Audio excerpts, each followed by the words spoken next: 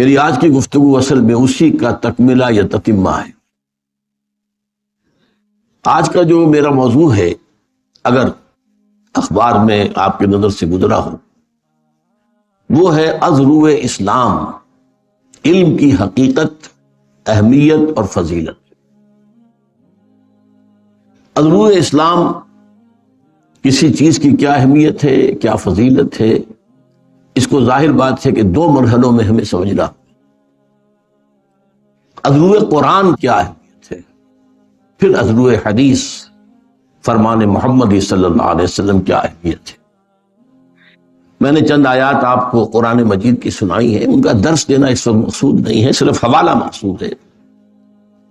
پہلی وحی جو حضور پر نازل ہوئی ہے، اس میں صرف علم کا ذکر ہے، پڑھو پڑھو پڑھو،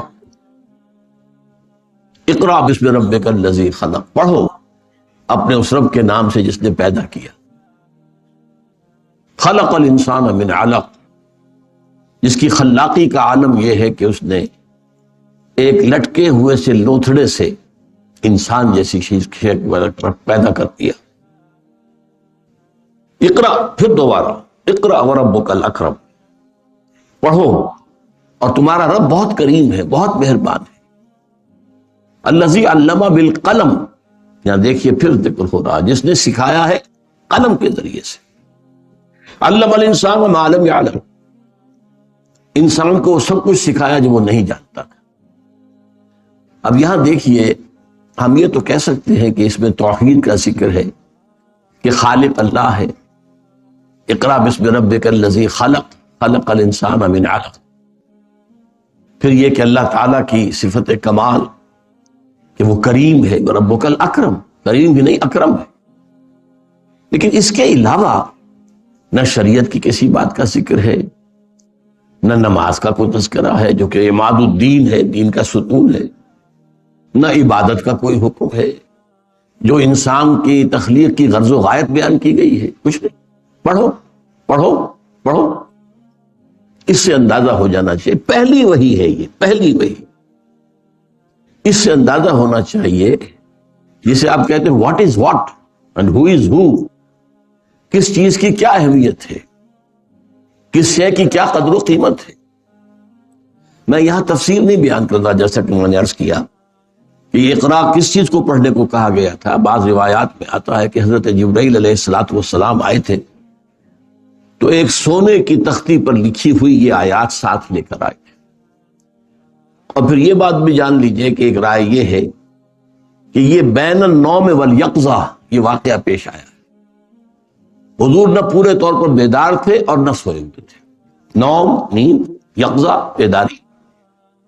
تو بیداری اور خواب کی حیثیت کے درمیانی ایک حیثیت تھی، جس میں کہ آپ جبرائیل آئے، انہوں نے کہا پڑھیے، آپ نے کہا مانا بقاری، میں تو پڑھا ہوا نہیں۔ اب اس جواب سے اس بات کی تائید ہوتی ہے کہ وہ کوئی لکھی ہوئی چیز تھی، ورنہ اگر صرف یہ ہو کہ جو کوئی جبرائیل پڑھ رہے ہیں آپ بھی پڑھ دیں تو یہ تو اس کے لیے قاری ہونا ضروری تو نہیں ہے۔ ہمارے ہاں ایک روایت تھی، اب ہم نے ترک کر دی ہے کیونکہ اس کی کوئی اصل نہیں ہے، کہ بچہ یا بچی 4 سال 4 مہینے 4 دن کا جب بھی بچہ ہوا، بچی ہوئی، تو تقریب بسم اللہ ہوتی تھی، اسے نہلا دھلا کے اچھے کپڑے پہنا کے حضا قارب کو مدعو کر کے ایک کوئی تقریب منعقد کی جاتی تھی۔ پھر وہ بڑی سفید سی چاندنی پر وہاں پر بچہ بٹھایا جاتا تھا، پھر کوئی قاری صاحب آتے تھے، سامنے قرآن مجید کھلا ہوا ہے اور یہی سورہ علق کی آیات یہ پڑھتے جاتے تھے، انگلی پھیرتے جاتے تھے ساتھ ساتھ بچے کی انگلی، اور بچہ بھی دوہرا رہا۔ تو یہ ایک بسم اللہ ہوتی تھی، گویا کہ اس کا ذکر بعد میں بھی آئے گا، تقریب بسم اللہ کا۔ تو ظاہر بات ہے کہ بچہ جو ہے اسے کچھ سمجھ میں نہیں آ رہا کہ میں کیا پڑھ رہا ہوں، لیکن پڑھ تو سکتا ہے۔ جب استاد نے کہا اقرا، وہ بھی کر سکتا ہے اقرا۔ لہذا اس سے معلوم ہوتا ہے کہ واقعتاً کوئی لکھی ہوئی چیز تھی کہ جس کو پڑھنے سے آپ نے معذوری کا اظہار کیا، ماں انا بقاری، میں پڑھا ہوا نہیں۔ لیکن بہرحال اس وقت جیسا کہ میں نے عرض کیا، یہ چیز جو ہے میرے موضوع میں داخل نہیں ہے۔ اس میں جو حوالہ دینا ہے کہ اس پہلی وحی میں سارا زور پڑھنے پر ہے، علم پر ہے، اور پھر خاص طور پر علم بالقلم۔ اس میں بڑے جو ہے وہ تفسیری اشکالات ہیں کہ قلم سے مراد یہاں کیا ہے، یہ عام قلم جس سے ہم لکھتے ہیں، یا یہ کہ حضور کے لیے قلم جو ہے وہ فرشتہ جو ہے جو ایک قلم کی جگہ پر فرشتہ ہے جس نے کہ پڑھایا ہے۔ یہ روایات بھی آتی ہیں کہ 3 سال تک حضرت اسرافیل آپ کے ساتھ رہے ہیں ہمہ وقت اور آپ کو تعلیم دیتے رہے۔ واللہ عالم، میں پھر عرض کر رہا ہوں کہ اس وقت نہ تفسیر مقصود ہے، نہ ان روایات کے بارے میں میں کوئی گفتگو کرنا چاہتا ہوں کہ ان میں کیا اہمیت ہے، کیا ان کے اندر کس قدر پختگی ہے۔ بہرحال اصل ہمارا کیا ہے، پہلی وحی اور ذکر پڑھنے کا، علم حاصل کرنے کا۔ علم الانسان ما لم یعلم، انسان کو سکھایا جو کچھ کہ اسے معلوم نہیں تھا۔ اکثر و بیشتر حضرات کے نزدیک اور میرے نزدیک پورے جزم کے ساتھ کہہ رہا ہوں کہ دوسری وحی جو ہے وہ سورہ نون یا سورہ قلم کی ابتدائی آیات ہے۔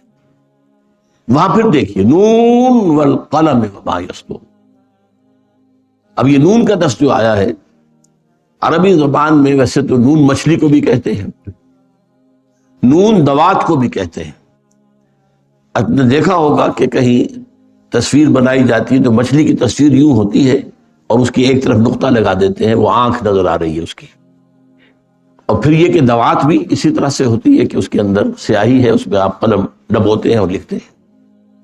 تو نون والقلم وما یسطرون ما انت بنعمت ربک بمجنون، قسم ہے نون کی اور جو کچھ یہ لکھ رہے ہیں، یعنی انسانی علم جو ہے وہ قلم کے ذریعے سے آگے پھیلا ہے۔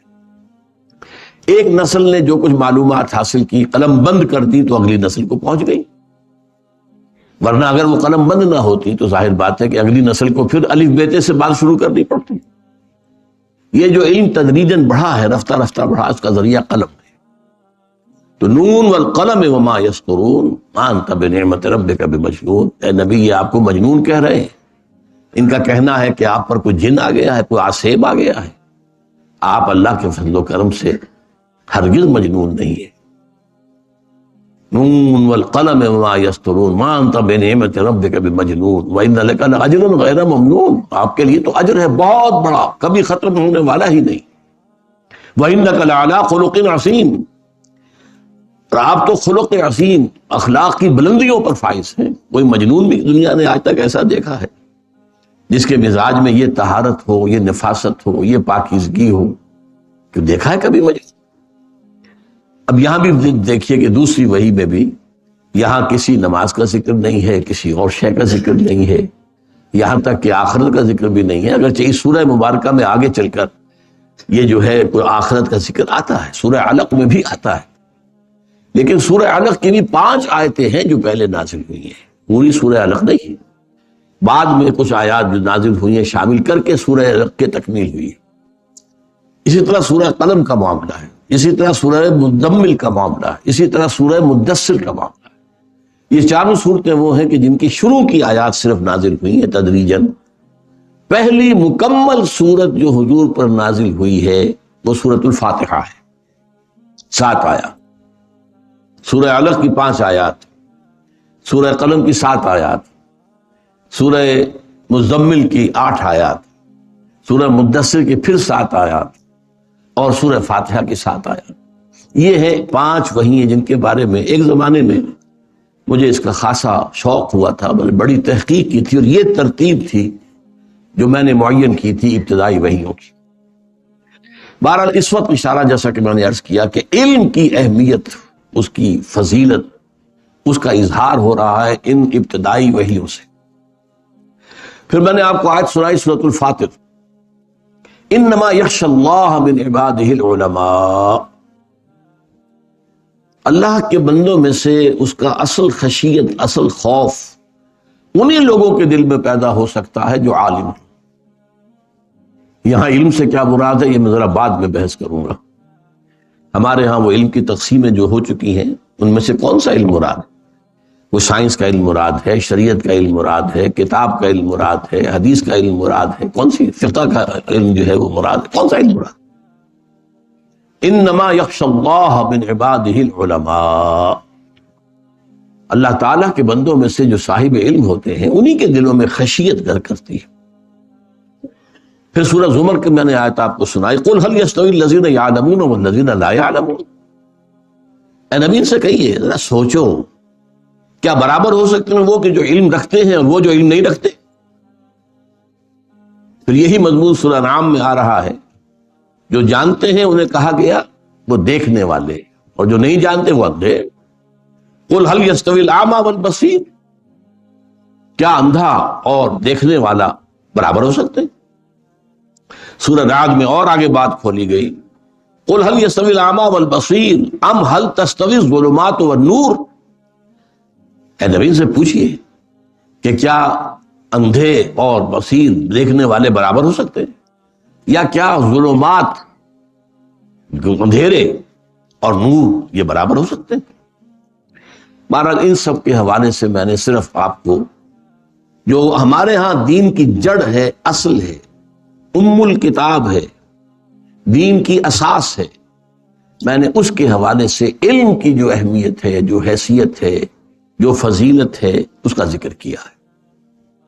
اب آگے چلیے، احادیث نبویہ کے معاملے میں 3 درجوں میں بات کرنا چاہتا ہوں۔ سب سے پہلے یہ کہ مجرد علم کی اہمیت کیا ہے۔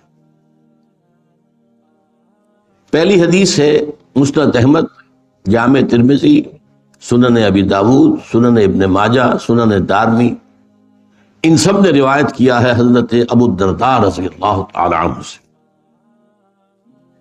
بڑی پیاری حدیث ہے، من سلک طریقا یطلب فیہ علما، جو شخص کوئی راستہ اختیار کرتا ہے، سفر کرتا ہے، پیش نظر علم کا حصول ہے۔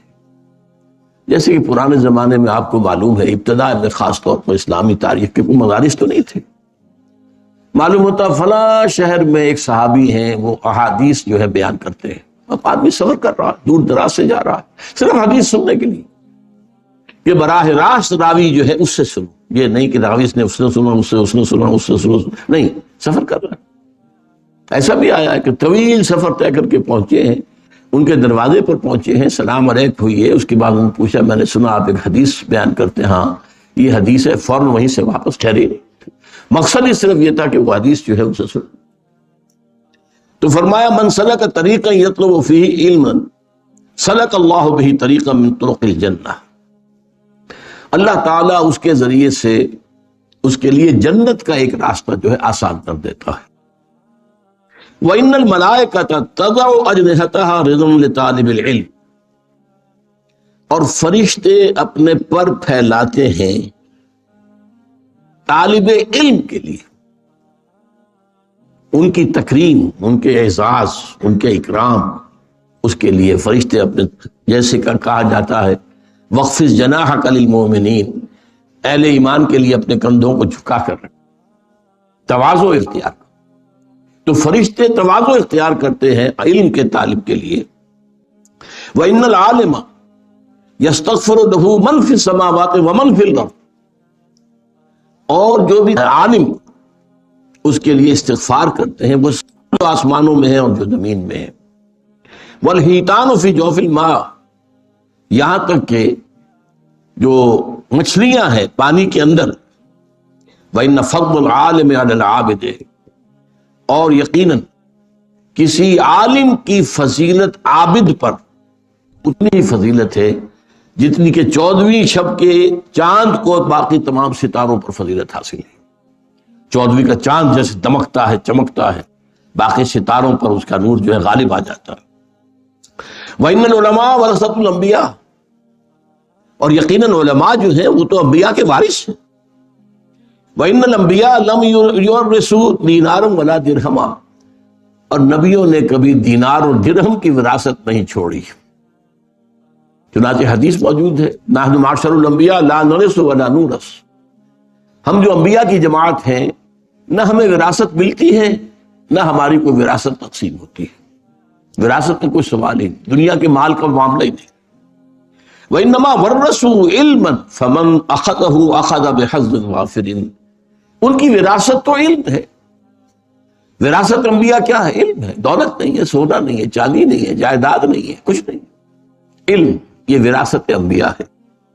اسی لیے وَإِنَّ الْعُلَمَاءَ وَرَثَةُ الْأَنبِيَاءِ، وَإِنَّ الْأَنْبِيَاءَ لَمْ يُوَرِّثُوا دِينَارًا وَلَا دِرْهَمًا وَإِنَّمَا وَرَّثُوا عِلْمًا فَمَنْ أَخَذَهُ أَخَذَ بِحِفْظٍ وَافِرٍ، جس نے وہ علم حاصل کر لیا گویا کہ اس نے بہت بڑی خوشبختی کے ساتھ جو ہے انبیاء کی وراثت حاصل کر لی۔ اس کے علاوہ میں حدیث آپ کو سنا رہا ہوں، اب اس سے اندازہ ہوگا آپ کو طالب علم کی جو فضیلت ہے۔ یہ سنن دارمی میں ہے، طبرانی میں ہے، خطیب میں ہے، حضرت حسن سے مرسلن روایت ہے، یعنی حضرت حسن بصری جو تابعی ہے وہ روایت کر رہے ہیں حضور سے براہ راست۔ ظاہر بات ہے بیچ میں کوئی صحابی ہوں گے جن سے انہوں نے سنا ہے، لیکن یہ کہ وہ صحابی کا ذکر کیے بغیر جب کوئی تابعی جو ہے حضور سے روایت کرتا ہے تو اسے مرسل حدیث کہتے ہیں۔ بڑی پیاری حدیث ہے، من جاءہ الموت، کان کھول کر سنیں، کان کھول کر سنیں، من جاءہ الموت وہو یطلب العلم، ایک شخص کو موت آ گئی جبکہ وہ ابھی علم حاصل کر رہا، لیحیی بہ الاسلام، لیکن علم کے حصول کا مقصد اسلام کو زندہ کرنا تھا۔ بہت اہم علم جو ہے دنیا کے حصول کے لیے بھی ہو سکتا ہے، علم را برتن زنی مارے بہت، علم را بر قلب دل زنی یارے بہت، یہی علم ہے۔ تن پر مارو گے اسے، یعنی تن کے لیے، اپنی جسمانی خواہشات کے لیے، اپنی مادی خواہشات کے لیے، مال و دولت دنیاوی کے لیے، تو یہ سانپ بن کر ڈسے گا تمہیں۔ ہاں اسی علم کا محل اور مقام اگر قلب ہو جائے تو یہ تمہارا یار ہے، ساتھی ہے، دوست ہے، قبر میں بھی ہوگا، ساتھ ہوگا، ہر منزل پر تمہارا ساتھ ہے۔ فرمایا من جاءہ الموت وہو یطلب العلم لیحیی بہ الاسلام، مقصد ہو اسلام کو زندہ کرنا۔ آج کے اعتبار سے غور کیجئے، اسلام اگرچہ مرنے والی شے نہیں ہے، لیکن آج مسلمان کی نسبت اسلام سے بڑھ چکی ہے، ختم، نام کے مسلمان ہیں، 1.5 ارب مسلمان ہیں، وہ اسلام کہاں ہے؟ اسلام تو کہیں نہیں، وہ نظام کہاں ہے؟ نظام کہیں نہیں ہے، وہ عزت کہاں ہے جس کا کہ اللہ نے وعدہ کیا تھا وَلَا تَهِنُوا وَلَا تَحْزَنُوا وَأَنْتُمُ الْأَعْلَوْنَ إِن كُنتُم مُؤْمِنِينَ، بالکل رنج اور غم کو اپنے پاس نہ آنے دو، ہمارا وعدہ ہے تم ہی سب سے اونچے رہو گے، سر بلند رہو گے اگر تم مومن ہوئے۔ کہاں ہے ایمان؟ ہم تو ذلیل ہیں، خار ہیں، رسوا ہیں۔ لیحیی بہ الاسلام فبینہ وبین النبیین درجۃ واحدۃ فی الجنہ، اب وہ شخص ہے جو دین کا علم حاصل کر رہا ہے، پھر نوٹ کیجئے اسلام کو زندہ کرنے کے لیے، اسلام کو ایک نظام حیات کی حیثیت سے دنیا میں دوبارہ تازہ کرنے، قائم کرنے کے لیے، اب اسے موت آ گئی۔ فرمایا تو اس کے اور نبیوں کے درمیان صرف ایک درجے کا فرق رہ جائے گا جنت، نبیوں کے، صدیقین نہیں، شہداء نہیں، ان سے اوپر، وَبَيْنَهُ وَبَيْنَ النَّبِيِّينَ دَرَجَةٌ وَاحِدَةٌ فِي الْجَنَّةِ، اس کے اور نبیوں کے درمیان جنت میں صرف ایک درجے کا فرق۔ اس کو نوٹ کیجئے، یاد کیجئے، حرز جان بنائیے۔ ہماری ویلیوز بدل جانی چاہیے، ہماری اقدار بدل جانی چاہیے، ہمارے مقاصد بدل جانے چاہیے۔ اب چونکہ یہ حدیث آ گئی ہے تو اس کا کنورس جو ہے وہ بھی آپ کو سنا دیتا ہوں۔ یہ جامع ترمذی میں ہے، حضرت کعب بن مالک سے رضی اللہ تعالی عنہ، من طلب العلم لیجاری بہ العلماء ولیماری بہ السفہاء اور یصرف بہ وجوہ الناس الیہ ادخلہ اللہ نار، جس شخص نے علم حاصل کیا، آپ 3 باتیں نوٹ کیجئے، تاکہ علماء کی نشستوں میں بیٹھ سکے، گفتگو کر سکے علماء کی طرح، معلوم ہو کہ یہ بھی صاحب علم ہے۔ ظاہر بات ہے کہ علماء کی محفل میں تو آپ بار نہیں پا سکتے جب تک کہ ان کی اصطلاحات میں گفتگو نہ کر سکیں، ان کے انداز جو ہے وہ آپ بھی اختیار نہ کر سکیں۔ تو من طلب العلم لیجاری بہ العلماء، علماء کا پڑوس، علماء کا قرب حاصل کرنے کے لیے علم حاصل کرے، ولیماری بہ السفہاء، یا جو نادان ہیں، ناسمجھ ہیں، بے علم ہیں، ان پر روب گانٹنے کے لیے، اپنے علم کے دھونس دوانے کے لیے، اور یصرف بہ وجوہ الناس الیہ، یا یہ کہ لوگوں کی توجہات کو اپنی طرف منعطف کرنے کے لیے، میرے گرویدہ ہو جائیں، میرے معتقد ہو جائیں، میری تعریف بیان کرتے رہیں۔ اگر ان تینوں میں سے کوئی بھی ایک مقصد ہے علم کے حصول کا، ادخلہ اللہ النار، اللہ اسے جہنم میں داخل کر کے۔ یہ 3 حدیثیں میں نے آپ کو سنائی ہیں، مجرد علم کی اہمیت۔ اب میں 2 حدیثیں آپ کو سنا رہا ہوں جس میں ایک تقابل کیا گیا ہے۔ ہمارے ہاں عام جو مذہبی ذہن ہوتا ہے لوگوں کا، وہ کیا ہے، نیکی کا جذبہ بڑھا تو نوافل اور ادا کرنے شروع کر دیے، نوافل پر نوافل ہو رہے ہیں۔ اب جیسے کہ معلوم ہوتا ہے جب عمرے پر ہم جائیں تو عمروں کا جو ہے ہوکا پڑا ہوا لوگوں کو، ایک عمرہ ہو گیا پھر جا رہے ہیں بھاگے ہوئے، تنعیم جا رہے ہیں پھر احرام باندھا ہے پھر عمرہ ہو رہا ہے، حالانکہ قطعاً ثابت نہیں، سوائے حضرت عائشہ رضی اللہ تعالی عنہا ام المومنین کہ وہ اپنے ایک نسوانی عذر کی وجہ سے بعض ارکان ادا نہیں کر سکی تھی، تو ان کے لیے حضور نے پھر بھیج دیا، جاؤ تنعیم سے، وہاں جب فارغ ہو گئی وہ اپنی اس نسوانی جو بھی کیفیت تھی اس سے، تو پھر انہوں نے عمرہ کیا، ورنہ حضور نے حج کے بعد کوئی عمرہ نہیں کیا۔ بلکہ میں تو حیران ہوتا ہوں کہ حضور نے فتح مکہ کے بعد شاید ہی کوئی عمرہ کیا، حالانکہ اب تو آپ بادشاہ تھے۔ کہاں وہ معاملہ تھا سن 6 میں عمرہ کرنے کے لیے گئے تھے اور احرام کھول دینا پڑا تھا اور واپس آنا پڑا تھا، پھر سن 7 میں عمرہ، اس کے بعد سن 8 میں مکہ فتح کر لیا، کوئی عمرہ ثابت نہیں۔ سن 9 میں آپ بادشاہ ہیں عرب کے، کوئی عمرہ نہیں۔ سن 10 میں آپ نے کیا۔ تو اس اعتبار سے ہماری ویلیوز بدل گئی ہیں، نیکی کا جذبہ پیدا ہوا، بس یہ کر لو۔ بچوں کو نازلہ قرآن پڑھانے کے لیے کوئی مدرسہ کھول دو، قاری صاحب کو لا کے بٹھا دو پڑھانے، نیکی کا جذبہ ہے، نیکی کا کام۔ تو عبادات کا خاص طور پر جو ہے، عبادات کے اندر اضافہ اضافہ اضافہ، یہ ہے ہمارا عام تصور نیکی۔ اس کے برعکس حدیث کیا فرما رہی ہے؟ یہ ترمذی کی روایت ہے حضرت امامہ باہلی سے رضی اللہ تعالی عنہ، فضل العالم علی العابد کفضلی علی ادناکم، ایک صاحب علم انسان کی فضیلت کسی عبادت گزار پر اتنی ہی ہے جتنی میری فضیلت ہے تم میں سے کسی کم انسان۔ ادناکم صحابہ میں سب سے کم، اور حضور صلی اللہ علیہ وسلم کیا نسبت ہوگی؟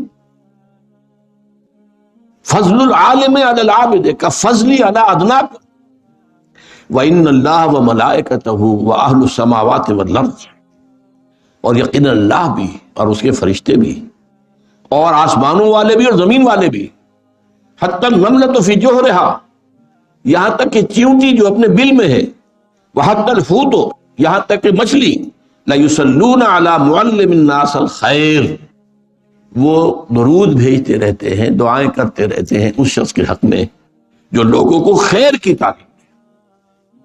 یہاں لفظ خیر بہت نوٹ کرنے کے قابل ہے، یہ میں بعد میں ذرا اور تفصیل سے عرض کروں۔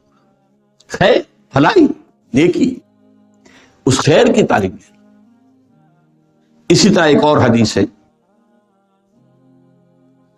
یہ بھی حضرت حسن سے ہے مرسلم، سئل رسول اللہ صلی اللہ علیہ وسلم عن رجلین کانا فی بنی اسرائیل، نبی اکرم صلی اللہ علیہ وسلم سے 2 اشخاص کے بارے میں سوال کیا گیا جو بنی اسرائیل میں سے گزرے تھے۔ احدہما کان عالما یصلی المکتوبۃ ثم یجلس فیعلم الناس الخیر، ان میں سے ایک تو وہ تھا جو عالم تھا، وہ صرف فرض نماز پڑھتا تھا، کوئی نوافل نہیں، صرف فرض، اور پھر بیٹھ جاتا تھا لوگوں کو خیر کی تعلیم دینے کے لیے۔ والآخر، اور دوسرا یصوم النہار ویقوم اللیل، روزانہ روزہ رکھتا تھا، پوری رات کھڑا رہتا تھا۔ ایہما افضل، حضور ان میں سے افضل کون سا ہے؟ سوال سمجھ لیا آپ؟ 2 اشخاص ہیں، ایک صرف فرض نماز ادا کرتا ہے، عبادت کے اعتبار سے عبادت اور علم اور تعلیم اور تعلم، ان کے مابین کیا نسبت ہے، کیا ریشو پروپورشن ہے، اس کی میں آپ کے لیے حدیث سنا رہا ہوں کہ 2 آدمیوں کے بارے میں پوچھا گیا، ایک وہ تھا جو صرف فرض نماز پڑھتا تھا اور اس کے بعد بیٹھ جاتا تھا لوگوں کو خیر کی تعلیم دینے کے لیے، اور دوسرا وہ تھا روزانہ روزہ رکھتا تھا اور پوری رات کھڑا رہتا تھا عبادت۔ ایہما افضل، ان دونوں میں سے افضل کون ہے؟ قال رسول اللہ صلی اللہ علیہ وسلم فضل هذا العالم الذي يصلي المكتوبة ثم يجلس فيعلم الناس الخير على العابد الذي يصوم النهار ويصلي الليل كفضلي على أدناكم. اس شخص کی فضیلت جو صرف فرض نماز پڑھتا ہے اور باقی سارا وقت جو ہے وہ لوگوں کو خیر کی تعلیم دینے میں گزارتا ہے، بسر کرتا ہے، اس شخص پر جو روزانہ روزہ رکھتا ہے اور روزانہ رات کو کھڑا رہتا ہے پوری رات، اس پہلے شخص کی فضیلت اس دوسرے پر اتنی ہے جتنی میری فضیلت ہے تم میں سے ادنا پر، تم میں سب سے کم تر. یہ ہے ریشو پرپورشن. ہمارے ذہنوں سے چیزیں نکل گئی ہیں، اہمیت ہی نہیں. خرچ کیا جا رہا ہے، حج کیے جا رہے ہیں، عمرے کیے جا رہے ہیں، لیکن یہ کہ دین کا علم آس پاس میں نہ خود نہ اپنی اولاد کو سوچا بھی نہیں، غور و فکر ہی نہیں کیے. اور علم حاصل بھی کیا ہے تو ٹیکنالوجی کا علم حاصل کیا، صرف نیچرل سائنسز کا علم حاصل کیا، ٹیکنالوجی کا علم حاصل کیا، جس کا کہ علم دین سے کچھ سرے سے سروکار ہی نہیں. اب یہ ایک حدیث اور سن لیجئے، یہ مسلم شریف میں ہے، حضرت ابو ہریرہ سے رضی اللہ تعالی عنہ. یہ بڑی پیاری حدیث ہے. ایک زمانے میں بہت کثرت سے اس کو بیان کرتا رہا. اب ظاہر بات ہے کہ کچھ زمانے کے گزرنے کے ساتھ ساتھ کچھ اور مسائل سامنے آتے رہے تو بعض چیزیں اب پس منظر میں چلی گئی. امام مسلم روایت کرتے ہیں حضرت ابو ہریرہ سے، من سلک طریقا یلتمس فیہ علما، جو شخص کوئی راستہ اختیار کرتا ہے، سفر اختیار کرتا ہے جس میں علم کا حصول پیش نظر ہے، سہل اللہ بہ طریقا الی الجنہ، اس سفر کے ذریعے سے اللہ تعالیٰ اس کے لیے جنت کا ایک راستہ آسان کر دیتا ہے.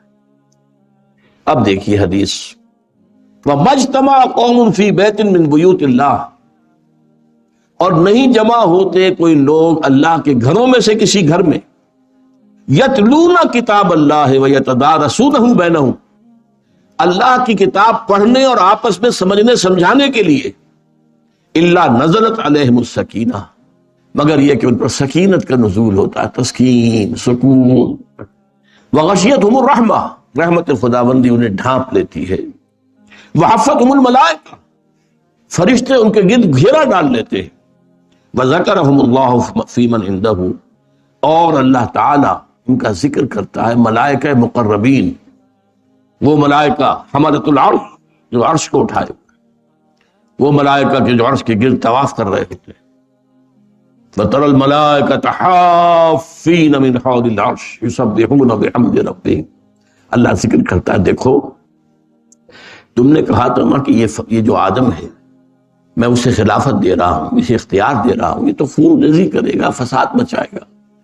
دیکھو میرے بندے، وہ میرے گھروں میں سے ایک گھر، اور اس میں مفسرین کا تقریباً اجماع ہے، اس سے مراد صرف مسجد نہیں ہے، جو بھی گھر، جو بھی مقام اس کام کے لیے خاص کر دیا جائے، قرآن کے پڑھنے پڑھانے کے لیے، وہ سب اس میں شامل. دیکھو وہاں بیٹھے میری کتاب پڑھ رہے ہیں، ایک دوسرے سے سمجھ رہے ہیں، ایک دوسرے کو سمجھا رہے ہیں.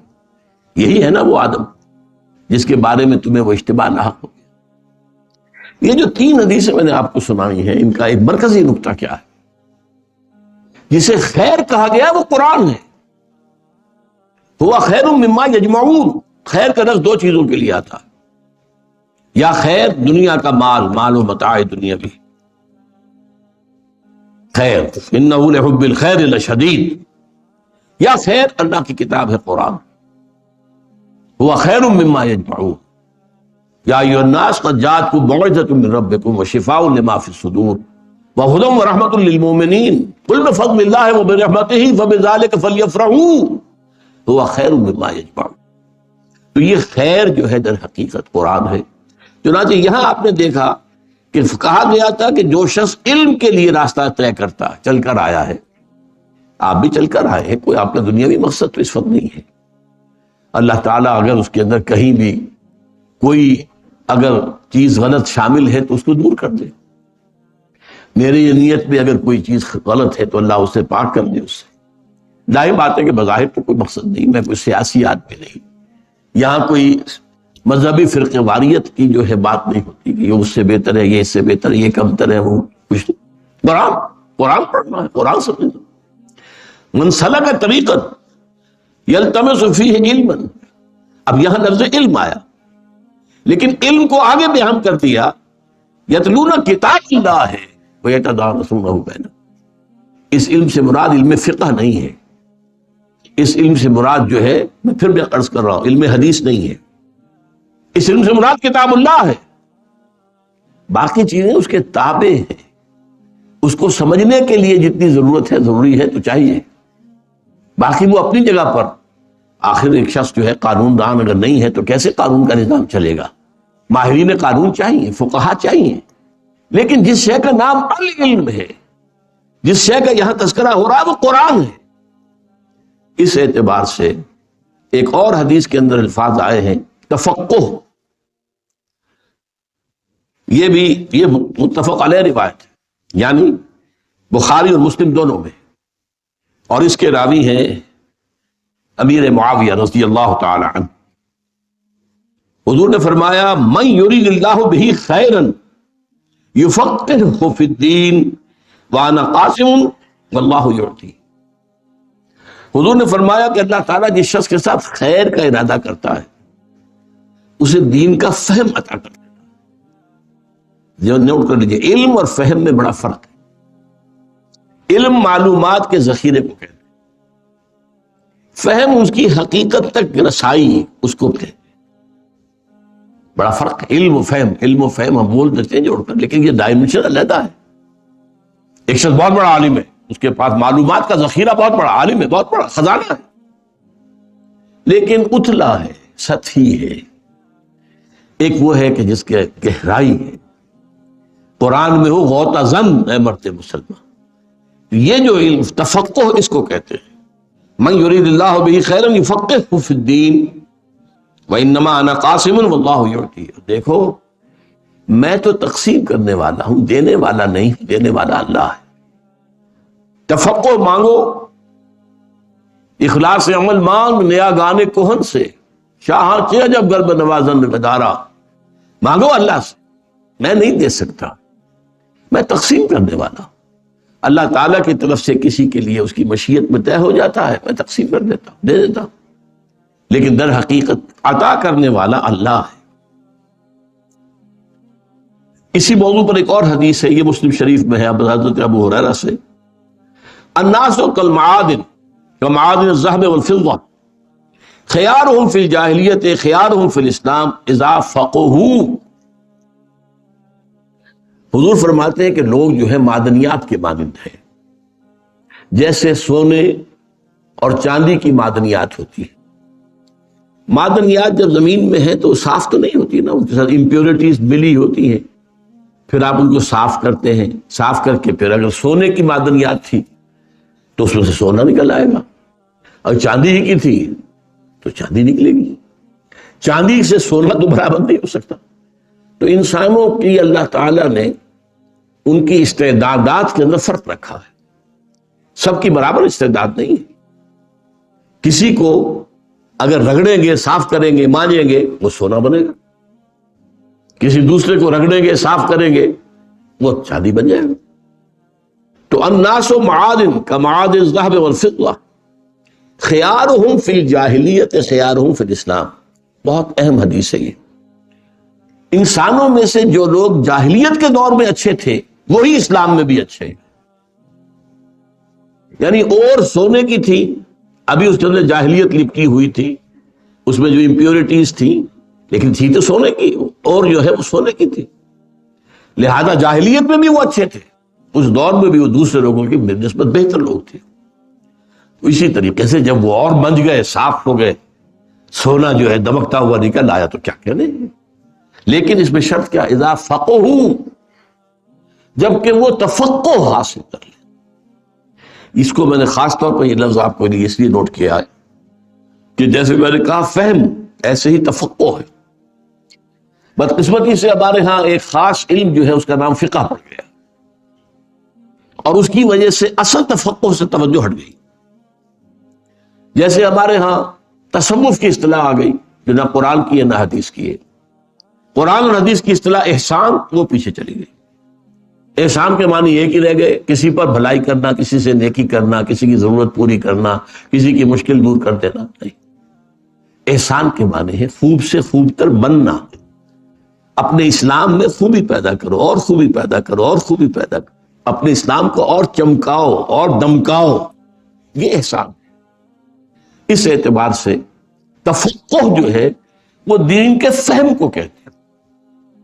یہ قانون اپنی جگہ ہے، اس کی اپنی ضرورت ہے، میں نے ابھی عرض کیا ہے، اور پچھلی اپنی تقریر میں نے عرض کیا تھا کہ جب اسلام ایک ریاست کے دور میں آ گیا تب قانون کی ضرورت پیش آ گئی، لہذا ساری توجہ ہو گئی فقہ اور حدیث کے اوپر، قرآن مجید کے اوپر توجہ نہیں رہی۔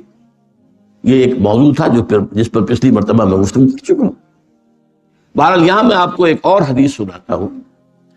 حضرت عبداللہ ابن عباس رضی اللہ تعالی عنہما حضور کے چچیرے بھائی ہیں، حضرت عباس کے بیٹے ہیں، اور انہی کے نسل سے بنو عباس 600 برس تک جن کی حکومت قائم رہی عالم عرب۔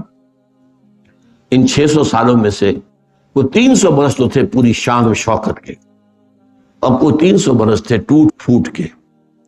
ایک عمارت جو ہے گرتی ہے تو گرنے میں وقت لیتی ہے، جیسے کہ آپ کو معلوم ہے ہندوستان میں مغلوں کی حکومت، ویسے تو وہ بن جاتے ہیں 1526 سے لے کے 1857 تک، تو 300 برس، لیکن اس میں 250 برس ہیں جو اصل ان کی شوکت، شان، قوت، طاقت پورے ہندوستان پر غلبہ، وہ بابر سے شروع ہو کر اور اورنگزیب پر وہ دور ختم ہو جاتا۔ اورنگزیب کے بعد سے لے کر 150 برس جو ہے، اس کے بعد تو وہ رفتہ رفتہ گرنا، شکست و ریخت، مختلف علاقوں میں سر اٹھا لیے، کوئی وہاں کا جو ہے راجہ بن گیا، وہاں کا بادشاہ بن گیا، کہنے کو حکومت جو ہے مغلیہ تھی اور بادشاہ سلامت جو ہے وہ لال قلعے کے اندر بیٹھے ہوئے تھے، لیکن ایک کہاوت مشہور ہو گئی تھی دلی میں، حکومت شاہ عالم از لال قلعہ تا پالم۔ پالم اصل میں ایک گاؤں کا نام تھا جہاں پر کہ پہلا ہوائی اڈا بنا ہے دلی کا، پالم ایئرپورٹ اس کا نام ہوتا تھا، وہ دلی سے چند میل، 12، 13، 14 میل۔ تو شاہ عالم جو ہے وہ ہیں تو شہنشاہ ہند، لیکن ان کی حکومت جو ہے وہ لال قلعے سے پالم تک ہے بس، باقی جو ہے وہ تو بیٹھے ہوئے نواب ہیں، راجے ہیں، ان کی قوت ہے، ان کی جو ہے سلطنتیں ہیں۔ تو حضرت عبداللہ ابن عباس رضی اللہ تعالی عنہما کے بارے میں حضور نے ایک دعا کی تھی، اللہم فقہہ فی الدین وعلمہ التاویل۔ یہ دو الفاظ بھی آپ اچھی طرح سمجھ لیجیے۔ اے اللہ اس نوجوان کو دین کا فہم عطا کر، تفقہ عطا کر۔ تفقہ کیا ہے؟ دین کی گہرائی میں اترنا، احکام کی حکمتیں معلوم ہو جائیں۔ اس کی حکمت کیا ہے؟ مختلف احکام کے درمیان حکیمانہ ربط کیا ہے، تعلق کیا ہے، ان میں سے اہم تر شے کیا ہے، کم تر اہم کیا ہے، یہ ساری کیفیات جو ہیں یہ تفقہ ہے۔ ورنہ ہوتا کیا ہے وہی جو حضرت مسیح نے فرمایا تھا یہودی علماء کے بارے میں کہ تم مچھر چھانتے رہتے ہو اور سموچے اونٹ نگل جاتے ہو۔ ہمارے ہاں کیا ہوگا، پائچہ جو ہے وہ ٹخنے سے اوپر ہوگا، چاہے سودی کاروبار میں ملوث ہے، سارا اپنا وجود، وہ حرام خوری کی انتہا ہو رہی ہے، لیکن پائچہ اونچا رہے گا۔ یہ مچھر چھان رہے ہیں اور سموچے اونٹ نکل رہے ہیں۔ یہی معاملہ ہو جاتا ہے جب کسی بھی مذہبی طبقے کے اندر زوال آتا ہے، تفقہ نہیں رہتا۔ اسی پر پھپتی چستی ہے اصل میں مولانا روم نے، ماز قرآن مغزہ برداشتیں استخوان پیشے سگاں انداختے۔ اگرچہ اس کا دوسرا مصرع مجھے پسند نہیں ہے، کاش کہ مولانا یہ نہ کہتے۔ ہمیں معلوم ہے کہ تاریخ اسلام کے دوران یہ دو طبقے جو تھے صاحب علم یا جو بھی لوگ تھے جن کی حیثیت ہوتی تھی دینی اعتبار سے، ایک فقہا، مفتی حضرات، مفتی قاضی، یہ فقہا میں سے ہوتے تھے، ایک صوفیہ جو تزکیہ نفس، اللہ کی محبت، دنیا سے کی محبت کو دل سے نکالنا۔ اب یہ دونوں کے درمیان چشمک رہتی تھی، یہ ان پر فکرے چوس کرتے تھے، یہ ان پر فکرے چوس کرتے تھے۔ یہ کیا ہے، یہ لوگ پڑے ہوئے ہیں، یہ تو صرف جو ہے وہ یہ استنجے کے ڈھیلے گنتے رہتے ہیں، کتنے ڈھیلوں سے استنجا پورا ہو جاتا۔ اور وہ کہتے ہیں یہ اپنے خیال میں اللہ کی محبت میں انہیں الف کا نام بے تو آتی نہیں، فقہ کے فلاں مسئلہ تو معلوم نہیں۔ تو بہرحال تفقہ جو ہے وہ ہے دین کا گہرا فہم. اور تعویل کسے کہتے ہیں؟ تعویل کے مقابلے میں لفظ آتا ہے تفسیر. تفسیر کیا ہے؟ تفسیر ہوتا ہے انڈیویجول الفاظ کے حوالے سے غور و فکر. قرآن کا یہ لفظ کیا ہے، اس کا مادہ کیا ہے، پھر یہ کس باب میں آیا ہے، اس کے اندر کوئی تعلیل ہوئی ہے یا نہیں ہوئی ہے، تعلیل ہوئی ہے تو کیا ہوئی ہے، یہ جو نحوی جو اس کی جو کنسٹرکشن ہے اس میں کس جگہ پر ہے، یہ مبتدا ہے، خبر ہے، کیا ہے. یہ ساری بحث جو ہے یہ تفسیر میں ہوگی. ایک ہوتی ہے تعویل، کسی شے کے اصل مدعا اور مقصود تک پہنچنا. تو تفسیر ایک ذریعہ ہے، تفسیر مقصود نہیں ہے. مقصود تو یہ ہے کہ اس کلام کا جو اصل مدعا ہے، جو اصل موضوع ہے، جو اس کا حاصل ہے، جو اس کا گودا ہے، وہ حاصل کیا جائے. یہ ہے وہ بات جو کہی مولانا روم نے کہ ماذ قرآن مغزہ برداشتے استخاں پیش سرنا انداختے. بس یہ دوسرا مصرع مجھے پسند نہیں ہے، لیکن کیا کروں، سنانا پڑتا ہے. بہرحال یہ چند باتیں ہیں جو میں نے آج آپ کے سامنے رکھی. البتہ ایک مغالطے کا ازالہ ضروری ہے. اللہ تعالی کا ایک ہے فعل یا عمل، ایک ہے اس کا قول یا کلام. ان دونوں میں تضاد نہیں ہو سکتا. عام انسان کے بھی اگر قول و فعل میں تضاد ہو تو آپ اسے گھٹیا سمجھتے ہیں. لما تقولون ما لا تفعلون، کیوں کہتے ہو جو کرتے نہیں. کبر مقتا عند اللہ ان تقولون ما تفعلون، کیوں بہت بڑا گناہ ہے اللہ کے نزدیک، غضب میں اللہ کو لانے والی شے ہے کہ تم کہو جو کرتے نہیں. اب اللہ کا عمل کیا ہے؟ اس کائنات کی تخلیق، ابداع، اس کی تقدیر، اس کی تدبیر. سبح اسم ربک الاعلی الذی خلق فسوی والذی قدر فہدی. یہ اللہ کا عمل ہے. کون چلا رہا ہے؟ کس نے بنایا؟ یہ قوانین فطر کس نے بنائے؟ یہ دن اور رات کا الٹ پھیر کون کر رہا ہے؟ یہ سب اللہ کا عمل ہے. ایک ہے اللہ کا قول اور کلام، وہ وحی کے ذریعے سے آتا رہا. ان دونوں میں کوئی تضاد نہیں ہے. ہمارے ہاں اس وقت ذہن یہ بن چکا ہے یہ دینی علم، یہ دنیاوی علم، یہ دینی علم، یہ دنیاوی علم. کوئی تقسیم علم میں نہیں ہے. یہ بھی علم ہے، وہ بھی علم. اگرچہ حالات کے اعتبار سے اہمیت کے اندر فرق واقع ہو جائے گا، یہ میں بعد میں عرض کروں. ایک علم جو ہے یہ اصل میں ایکوائرڈ نالج کہلائے گا، اکتسابی علم. اس کائنات کا علم، یہ کائنات کیسے بنی ہے، اس کائنات میں کیا کیا ایلیمنٹس ہیں، وہ کیسے وجود میں آئے ہیں، اس کائنات میں حیات کہاں سے آئی ہے، کب سے آئی ہے، کس طور سے آئی ہے، پھر اس کا میں کوئی ارتقا ہوا تو کیسا ہوا، کس طرح ہوا، یہ مختلف فینومینا آف دی نیچر کیسے چل رہے ہیں. یہ سب اللہ کا عمل ہے، یہ اللہ کا فعل ہے. اللہ کر رہا ہے نا، فاعل کون ہے؟ اللہ ہے. اس کا مطالعہ کرنا یہ کوئی غیر اسلامی فعل نہیں ہو سکتا. یہ ہمارے دماغوں میں بات بٹھا دی گئی ہے اور غلطی سے. خاص طور پر انگریز کے یہاں آنے کے بعد سے یہ غلطی بڑھتی چلی گئی، بڑھتی چلی گئی، بڑھتی چلی گئی. اس کا ایک خاص سبب ہے. انگریز کے زمانے میں ایک طرف تو انہوں نے ہمیں فتح کیا، ہم مفتوح تھے، تھکے ہارے تھے، ہمارا مورال بہت ڈاؤن تھا. پھر ان کی ایک تہذیب آ گئی، ان کا علم آ گیا، ان کی سائنس آ گئی، اور سائنس بھی جو نیوٹن کے دور کی سائنس تھی. یہ جو سیلاب آیا تو علماء کو یہ خیال ہو گیا یہ سیلاب میں مسلمان بہہ جائے گے، اور اس کا نتیجہ بھی سامنے آ گیا. سر سید احمد خان نے جو تفسیر لکھی 15 پارے کی، وہ دھجیاں بکھیر دی اسلامی عقائد کی. فرشتہ کسی بلا کا نام نہیں ہے، یہ سب فورسز آف دی نیچر ہیں، ان کا نام ہے. کوئی علیحدہ مشخص وجود نہیں ہے، جنات کوئی علیحدہ مخلوق نہیں ہے. یہ صرف استعارتن کہہ دیا گیا ہے کہ وہ آگ سے بنائے گئے. یہ مشتعل مزاج قسم کے لوگ ہوتے ہیں. جیسے ہم کہتے ہیں فلاں شخص جو ہے غصے میں آگ بن گیا، آگ بگولا ہو گیا. بھائی آگ بگولا تو ہو جاتا ہے، غصے کو ہم نے تعبیر کیا وغیرہ. سارے جو معجزات ہیں ان کا انکار. اسی لیے ان کو کہا گیا نیچری. یہ جو نیچر ہے یہ سب اس کے فینومینا ہے، ان میں کوئی شے جو ہے بریک آف نیچر نہیں ہے۔ معجزہ کہتے ہیں اس کو، خرق عادت، جو نیچرل قوانین ہیں ان کے اندر کہیں توڑ دیتا ہے اللہ اور کوئی خاص شے ظاہر کرتا ہے۔ آگ کی فطرت ہے جلائے، حضرت ابراہیم کو نہیں جلایا، اللہ کا اختیار تھا۔ آگ اللہ کے حکم سے باغی تو نہیں ہو سکتی۔ پانی کی فطرت ہے کہ وہ اپنی سطح برقرار رکھتا ہے۔ حضرت موسیٰ کا جو عصا ہے اللہ کے حکم سے پڑا ہے، سمندر پھٹ گیا۔ سمندر اللہ کے حکم کے خلاف تو نہیں جا سکتا۔ تو قوانین طبیعہ، یہ جو نیچریت جب ہمارے ہاں آئی ہے تو ایک گویا کہ تحفظ کے طور پر یہ کیا گیا، پڑھو ہی مت، نہ انگریزی پڑھو، نہ سائنس پڑھو، نہ یہ پڑھو، نہ وہ پڑھو، جسے آپ کہیں گے ترک موالات، نو کوآپریشن، نان کوآپریشن۔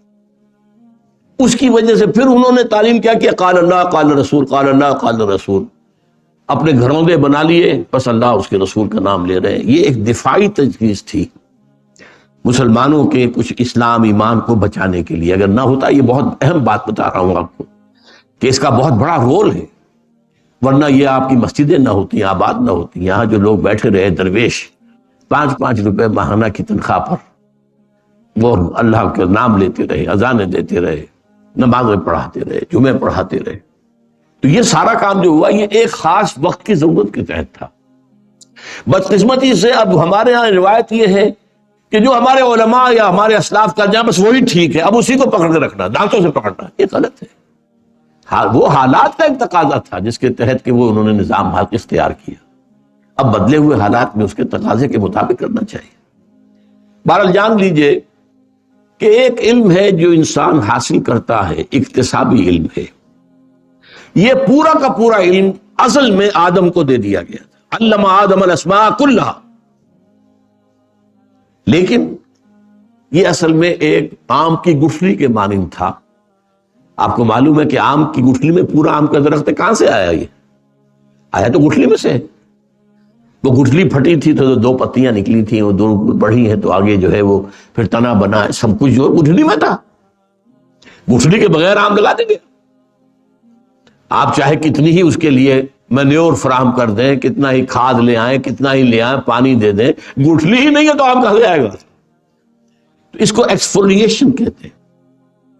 بعض اوقات ٹیلی ویژن وغیرہ پہ اچھے مناظر دکھائے جاتے ہیں، ایک جو کلی ہے وہ کھلی ہے، وہ جب کھلتی ہوئی ہے عجیب ایک منظر ہوتا ہے، فطرت کا آدمی دیکھے وہ چیز جو بند تھی وہ ایک کھل کر آ رہی، جو نکھار اس پر آتا ہے، جو اس میں حسن پیدا ہوتا ہے۔ تو یہ علم جو ہے، علم اسماء جو حضرت آدم کو دے دیا گیا تھا، پھر یہ رفتہ رفتہ رفتہ رفتہ رفتہ رفتہ رفتہ کھلا ہے، اور اس کو انسان نے پھر اکتساب کیا ہے، اس کو حاصل کیا ہے۔ کیا مراد ہے؟ آنکھوں سے دیکھا، دماغ سے سوچا، اس کے مطابق عمل کیا، کوئی چیز حاصل ہو گئی۔ کسی شخص نے دیکھا ہوگا، ہمارے 10,000 15,000 سال پہلے کوئی ہمارے بزرگوں میں سے ہوں گے، اس وقت تک ابھی انرجی کی کوئی شکل انسان کو معلوم نہیں تھی، کوئی انرجی۔ انہوں نے دیکھا کہ چٹان اوپر سے گری، نیچے بھی پتھر تھا، ٹکرائیں آپس میں تو آنکھ کا شعلہ برآمد ہوا۔ ابھی آنکھ نے دیکھا، دماغ نے کام کیا، یہ کیا ہے، کچھ ہے اس پہ۔ اس نے دیکھے 2 پتھر، انہیں ٹکرایا اور شعلہ نکلا، واہ، آگ ایجاد ہو گئی۔ فرسٹ فارم آف انرجی، آگ ایجاد۔ اچھا، آگ سے بات چلی تو کہیں ہانڈی رکھی ہوئی تھی چولہے کے اوپر، آگ کے اوپر، اس کے اوپر ڈھکن بجنے لگا، چلنے لگا۔ یہ کہاں سے؟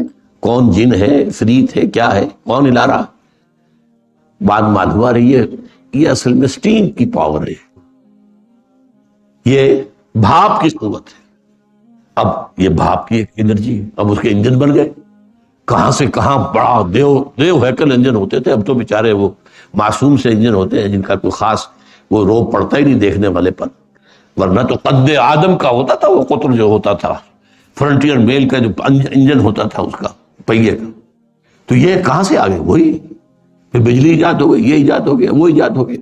یہ رفتہ رفتہ قدم بقدم علم حاصل۔ ایک دوسرا علم وہ ہے کہ جو گیون ہے، وہبی ہے۔ یہ پہلا علم حاصل ہوتا ہے حواس خمسہ اور عقل۔ اب انسان دیکھتا رہا تھا آگ ہوتی ہے تو دھواں بھی ہوتا ہے، ٹھیک ہے، اب آپ نے کہیں دور سے دیکھا دھواں ہے، آپ نے کہا دی آگ لگی ہوئی ہے، بھائی تم نے کہا آگ تو دیکھی نہیں ہے، وہ آپ کی میموری میں رکھا ہوا ہے کہ جہاں آگ ہوتی ہے وہاں دھواں ہوتا ہے، جہاں دھواں ہے وہاں آگ ہے۔ یہ آپ نے منطقی طور پہ نتیجہ نکالا ہے، آپ کا جو کمپیوٹر ہے اس کی میموری میں یہ فیڈ ہو گیا، وہاں سے آپ نے نکالی۔ یہ ہے علم بالحواس اور علم بالعقل۔ دوسرا علم ہے علم بالقلب یا علم بالروح، یہ گیون علم ہے، وہبی علم ہے، یہ اللہ کی طرف سے دیا جاتا ہے۔ پہلا علم بھی تدریجاً ترقی کرتے کرتے کرتے کرتے اور ابھی تک ترقی کر رہا ہے، یہاں تک کہ آج وہ علم جو ہے پچھلے 200-250 برس میں تو ایک طوفان کے مانند جو ہے ایک ایکسپلوژن ہے، جیسے کہتے ہیں بگ بینگ، اس سے کائنات شروع ہوئی، یہ علم کا بگ بینگ ہے جو ہوا۔ ٹیکنالوجی کہاں سے کہاں پہنچ گئی ہے، انسان کہاں سے کہاں پہنچ گیا ہے، عروج آدم خاکی سے انجم سہمے جاتے ہیں کہ یہ ٹوٹا ہوا تارا مہ کامل نہ بن جائے۔ اسی طریقے سے وہ جو علم تھا جو قلب کو دیا گیا، اس کا نام وحی ہے، یہ بھی ترقی کرتا رہا، جیسے جیسے انسان کے ذہن نے ترقی کی، انسان کی عمرانی جو ہے ارتقا ہوا، ایسے ایسے اللہ تعالیٰ کی طرف سے وحی بھی آتے تھے۔ فَإِمَّا يَأْتِيَنَّكُم مِّنِّي هُدًى فَمَن تَبِعَ هُدَايَ فَلَا خَوْفٌ عَلَيْهِمْ وَلَا هُمْ يَحْزَنُونَ۔ یہ دو علم ہیں جو انسان کے پاس ہے، دونوں علم مذہبی ہیں، دونوں دینی ہیں، دونوں اسلامی ہیں۔ یہ کائنات کسی اور کی بنائی ہوئی نہیں ہے، کسی شیطان کی بنائی ہوئی تو نہیں ہے، اللہ کی بنائی ہوئی ہے۔ ایجاد و ابداع عالم، خلق، تدبیر، یہ سب کون کر رہا ہے؟ يدبر الامر من السماء الى الارض ثم يعرج اليه في يوم كان مقداره الف سنه مما تعدون۔ کون ہے یہ؟ اللہ ہے، یہ اللہ کا فعل ہے، اس کا مطالعہ کرنا، اس کو سمجھنا، اس میں جو قوانین مخفی ہیں ان کو اجاگر کرنا، ان میں جو سوئی ہوئی قوتیں ہیں انہیں بیدار کرنا، سوئی ہوئی قوتیں، اور اس کے اندر سے اس کو پھر کام میں لانا۔ تسخیر کائنات، تمہارے لیے آسمان اور زمین جو کچھ اس میں ہے مسخر دیا گیا۔ انسان کا یہ علم جس طرح بڑھ رہا ہے، ابھی کہاں تک جائے گا آپ اندازہ نہیں کر سکتے۔ میں اس کے بارے میں ابھی عرض کروں گا کہ جب یہ انتہا کو پہنچے گا تو اسی کا نام ہے فتنہ دجال، اس لیے کہ یہ پورا جو فزیکل فینومینا اور پورے فزیکل نالج ہے اس پوری کائنات کا، وہ انسان کے ہاتھ میں آ جائے گا پورا کا پورا۔ پھر دجال جو چاہے گا کرے گا، وہ کسی بنجر زمین سے گزرے گا اور کہے گا نکالو اپنے خزانے، اور لہلاتی ہوئی کھیتیاں نکل آئیں گی۔ اس کا سواری وہ ہوگی جس کا ایک قدم مدینے میں تو دوسرا بیت المقدس میں ہوگا۔ اس کے لیے یہ جو فورسز آف دی نیچر ہے مسخر ہو جائیں گی، جو اللہ نے انسان کے لیے پوٹینشیلی مسخر کی ہوئی ہیں، لیکن تدریجاً وہ ان کی دریافت کرتا جا رہا ہے، تدریجاً ایک ایک کر کے قدم بقدم۔ لیکن جیسا کہ میں نے عرض کیا، اس وقت بھی تقریباً 200-250 برس کے دوران یہ فزیکل سائنسز جو یورپ سے شروع ہوئی تھی وہ اس مقام تک پہنچ چکی ہیں کہ عروج آدم خاکی سے انجم سہمے جاتے ہیں کہ یہ ٹوٹا ہوا تارا مہ کامل نہ بن جائے۔ دوسرا جو ہے علم، وہ علم ہدایت تھا، یہ کرو یہ نہ کرو، دیکھو یہ کام غلط ہے، یہ نہ کرنا، یہ برا ہے، یہ نہ کرنا، اس میں تمہارا نقصان ہے، یہ نہ کرنا، یہ چیز ٹھیک ہے، مفید ہے، کرو۔ یہ علم ہدایت ہے۔ علم ہدایت وحی کے ذریعے سے آتا رہا، وحی کے ذریعے سے آتا رہا، وحی کے ذریعے سے آتا رہا، اور یہ علم جو ہے یہ بھی تدریجاً ترقی کرتے ہوئے مکمل ہو گیا قرآن حکیم پر۔ الیوم اکملت لکم دینکم واتممت علیکم نعمتی ورضیت لکم الاسلام دینا۔ اس کا نام وحی ہے۔ یہ روح کے ذریعے سے اور قلب کے ذریعے سے، چونکہ قلب جو ہے مسکن ہے روح کا، اس سے انسان کو وصول ہوتی ہے، یہ خود حاصل نہیں کرتا۔ نبوت وہبی شے ہے، اکتسابی نہیں ہے۔ ہاں ولایت ہے، آپ اکتسابی کر سکتے ہیں، نیکی میں خیر میں بڑھتے چلے جائیں، بڑھتے چلے جائیں، بڑھتے چلے جائیں، اللہ کے دوست بن جائیں۔ وہ مقام بھی آ سکتا ہے ایک حدیث کی روح سے کہ اللہ آپ کا ہاتھ بن جائے جس سے آپ پکڑے، اللہ آپ کا پاؤں بن جائے جس سے آپ چلیں، اللہ آپ کی آنکھیں بن جائے جس سے آپ دیکھیں۔ ہو سکتا، ممکن ہے، حدیث توقیع ہے، حدیث صحیح ہے، بخاری کی روایت۔ لیکن یہ ہے کہ کیا کرنا ہے، کیا نہیں کرنا ہے، کیا صحیح ہے، کیا، اس کا علم جو ہے وہ وحی سے ملے۔ یہ وحی جو ہے دو قسم کی ہے، وہ بھی علم ہے یہ، ایک محفوظ وحی جس میں نہ کوئی شیطان یا شیطانیت کی کوئی آمیزش ہو سکتی ہے نہ نفسانیت کی، یہ محفوظ وحی انبیاء کو آتی رہی ہے، صرف انبیاء اور رسول بس سب۔ ایک ہے غیر محفوظ، یہ ہر انسان کو ہو سکتی ہے، حیوان کو ہو سکتی ہے، جیسے کہ قرآن میں آتا اللہ نے شہد کی مکھی کو وحی کی ہے، اس کے اندر جو جبلی چیزیں اللہ نے رکھ دی ہیں وہ اللہ کی طرف سے وحی ہے۔ حضرت موسیٰ کی والدہ جو ہے وہ کوئی نبی تو نہیں تھی، وحی ان کو کی، اللہ نے وحی کی تو وحی ہوتی ہے۔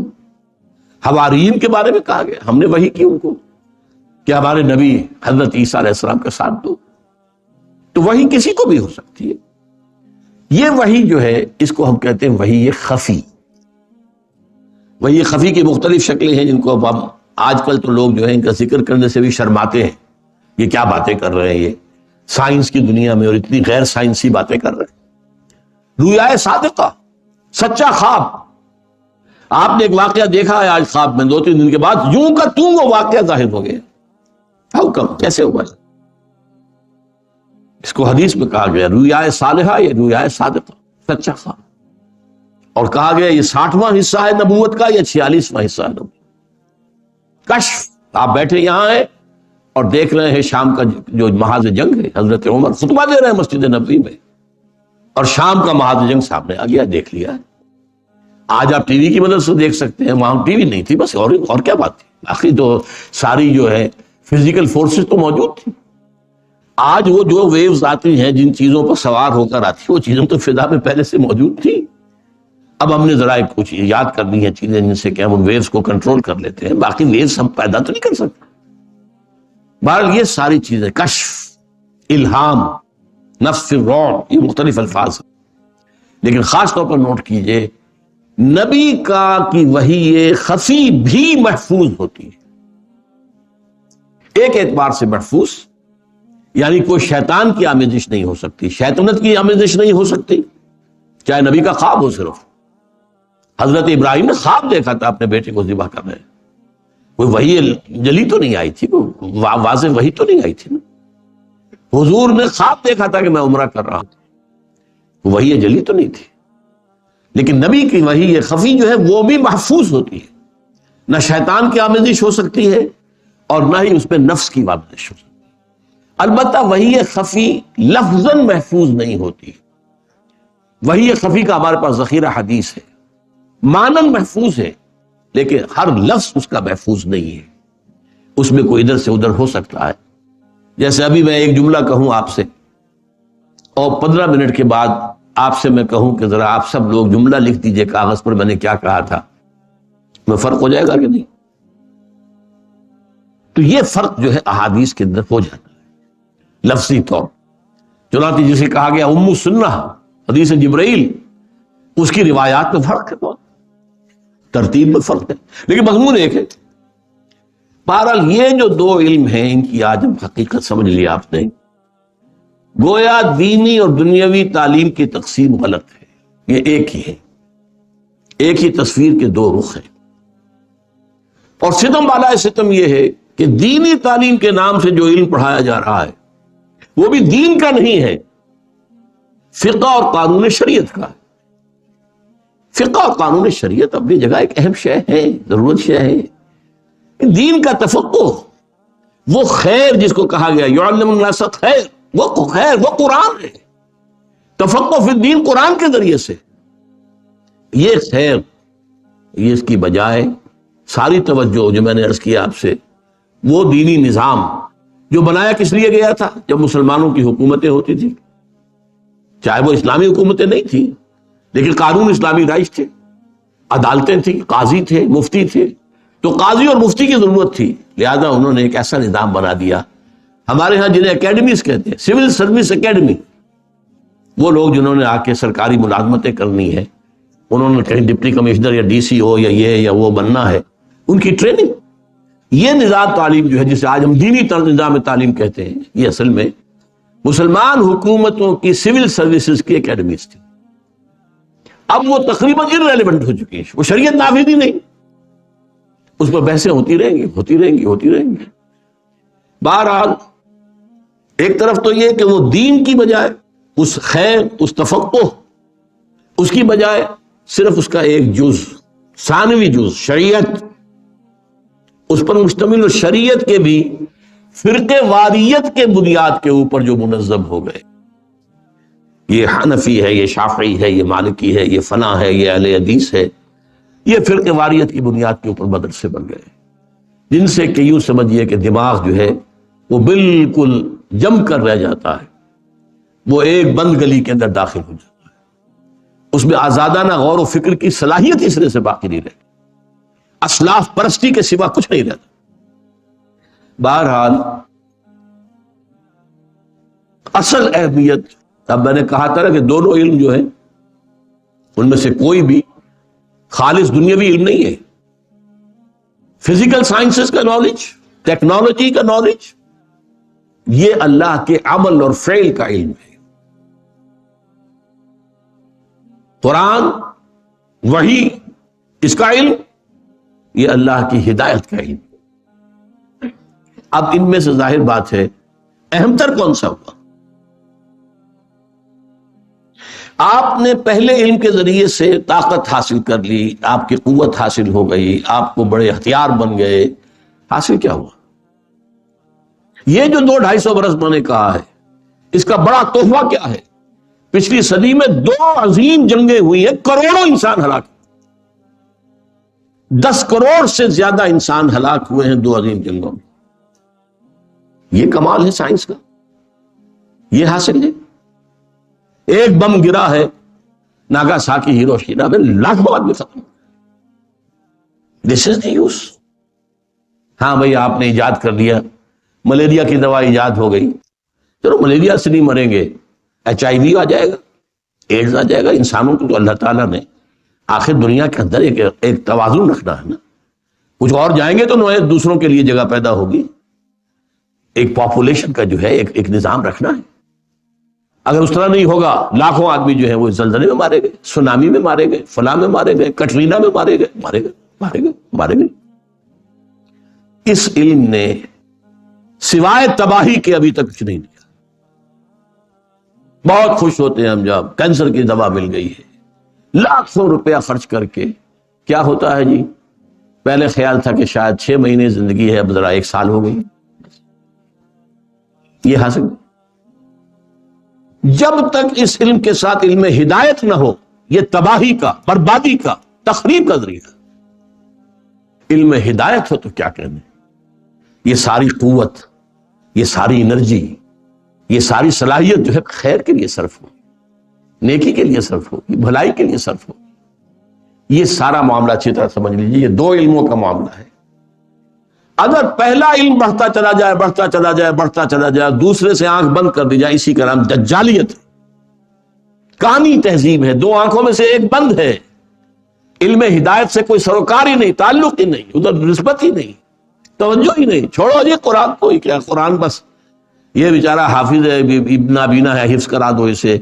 یہ غریب جگہوں کے بچے ہیں، یہ ہزارہ اور کوہستان کے انہیں حفظ کراؤ اور انہیں بھیجو، ایکسپورٹ کرو کراچی، تاکہ وہاں کی مسجدیں بن رہی ہیں بہت نئے، آپ کو وہاں پر امام مل جائے. اللہ نہ خرچہ. What's use? قرآن کا علم نہیں.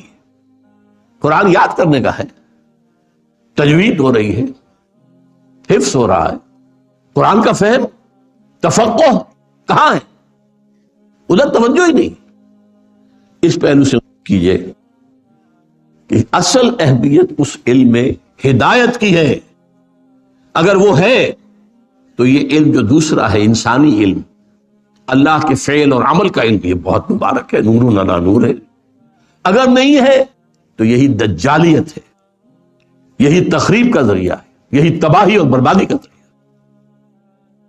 چنانچہ آپ دیکھیے، بڑی اہم بات کہہ رہا ہوں، حضور نے صلی اللہ علیہ وسلم پہلے علم کی طرف تو توجہ دلائی ہی نہیں. کوئی سائنس پڑھائی، بلکہ ایسے یوں کر کے ایک طرف کر دیا. تعبیر نقل والی حدیث کیا ہے؟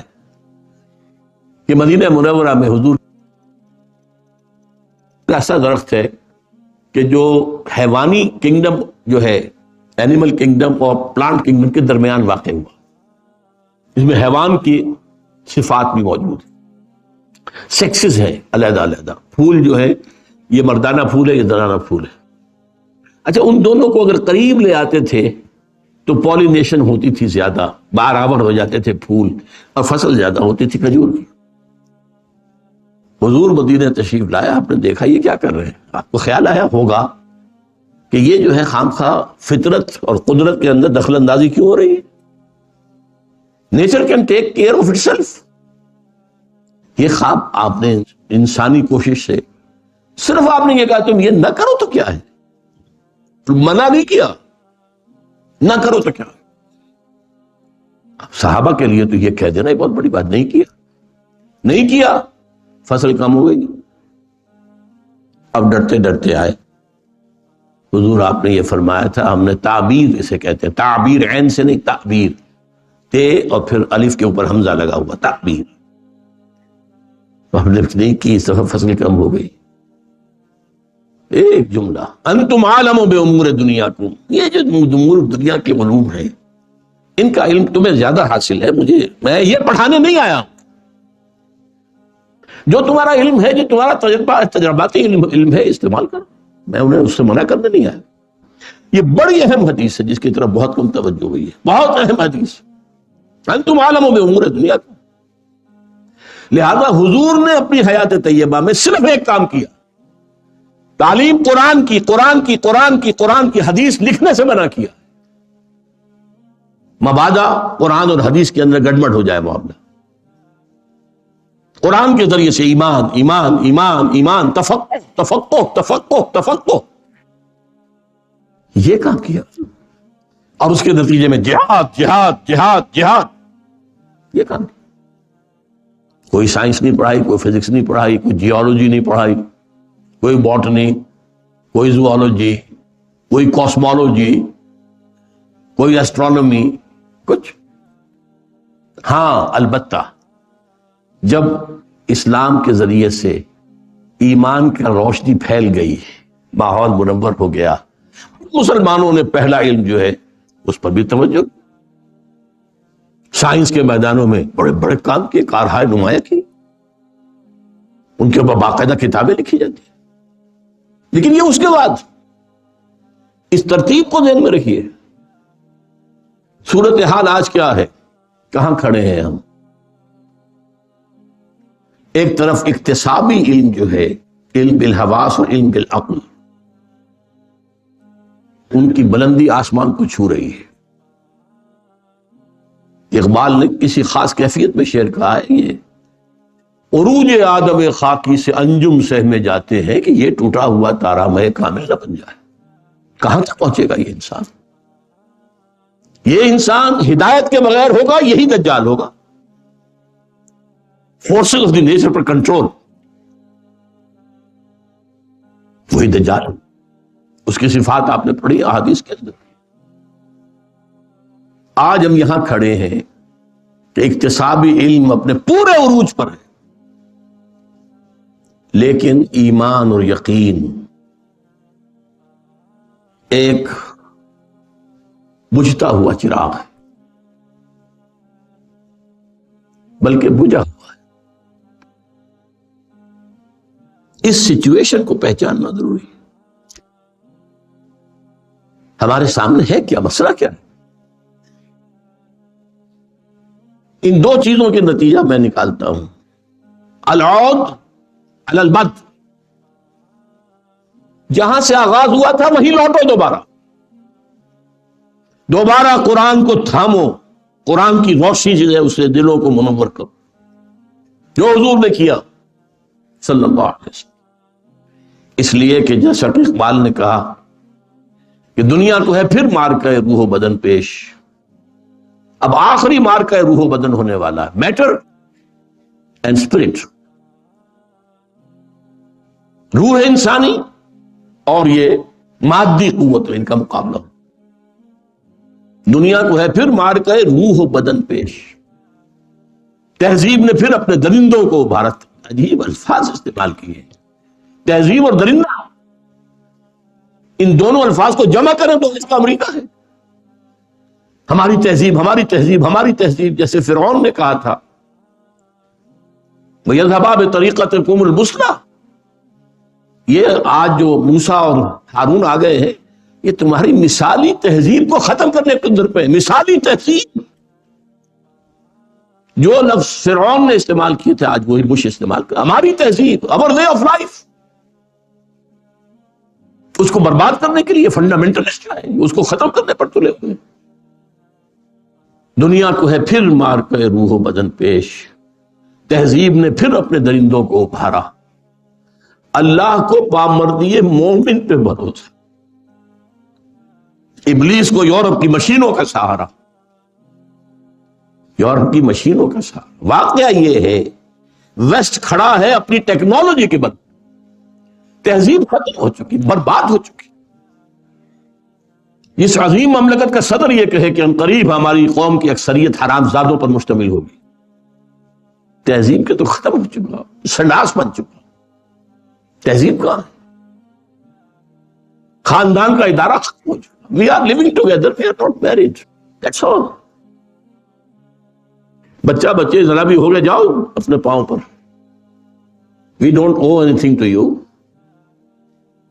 We on your own feet. کہاں تہذیب؟ پھر بڑھاپے میں سسکتے ہیں اپنی اولاد کی شکل دیکھنے کو. کون دکھاتا ہے شکل اپنی؟ جب تم نے گھر سے نکال دیا تھا، باغ بہشت سے مجھے حکم سفر دیا تھا، کیوں؟ کار جہاں دراز ہے، اب میرا انتظار کر. انتظار کرتے رہو بیٹھے ہوئے، کرسمس کے دن بھی کوئی نہیں آئے گا ملنے کے لیے تم سے. تہذیب تو اس طرح سے برباد ہو چکی، تباہ ہو چکی. ہاں ٹیکنالوجی کے بل پر، لیکن کچھ تھوڑی سی یہ تازہ ترین جو صورتحال پیش آئی ہے لبنان کے اندر، ہلکی سی بات سامنے آ رہی ہے کہ یہ ٹیکنالوجی بھی فیل ہو سکتی. یا تو یہ ٹیکنالوجی اس طرح استعمال ہو کہ بم جو ہے کارپیٹ بمبنگ ہو جائے، کلسٹر بمبنگ کی، اور لبنان سے ایک ایک انسان ختم کر دیا جائے، تب تو ٹھیک ہے، حزب اللہ بھی ختم ہو جائے گا. لیکن ایسے تو بڑا مشکل ہے. آخر دنیا میں اور دوسری قوتیں بھی ہیں، وہ بھی تو دیکھ رہی ہیں کہ کیا ہو رہا ہے. آخر ویپنز آف ماس ڈسٹرکشن کا تذکرہ ہر جگہ ہوتا ہے، ریسٹرکشنز ہیں.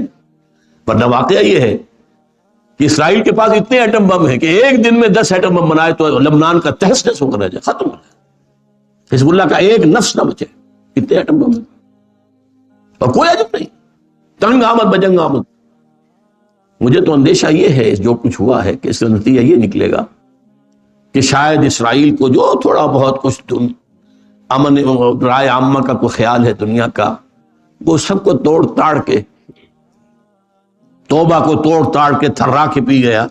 وہ جو جگر نے کہا تھا یہ سب توڑ تاڑ کے دفع کرو، جو ہونا ہو جائے گا.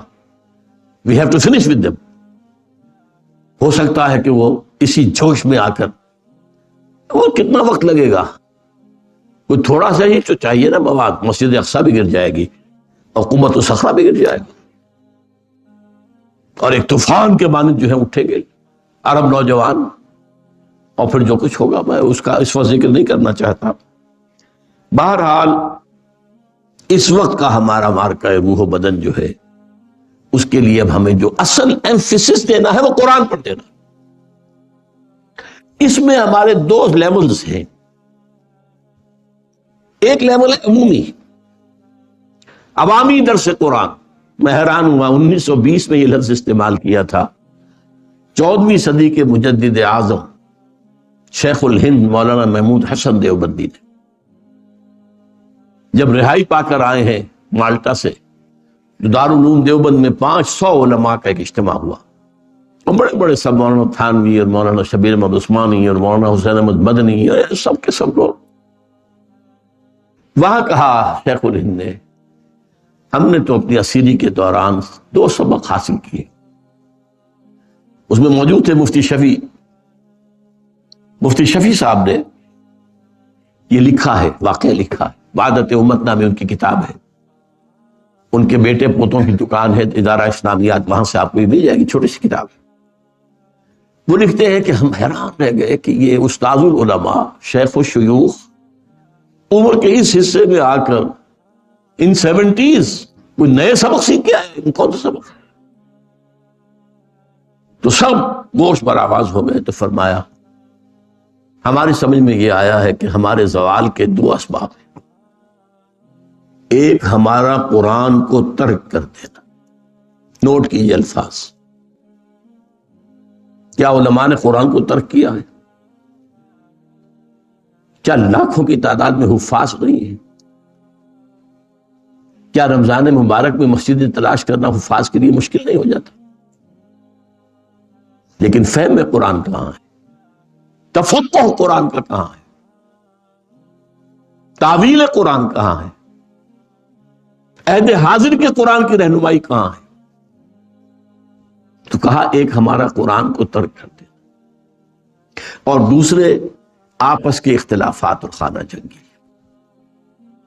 لہذا میں تو اب فیصلہ کر کے آیا ہوں کہ زندگی کے جتنے دن بھی بقایا ہے 2 ہی کام کروں۔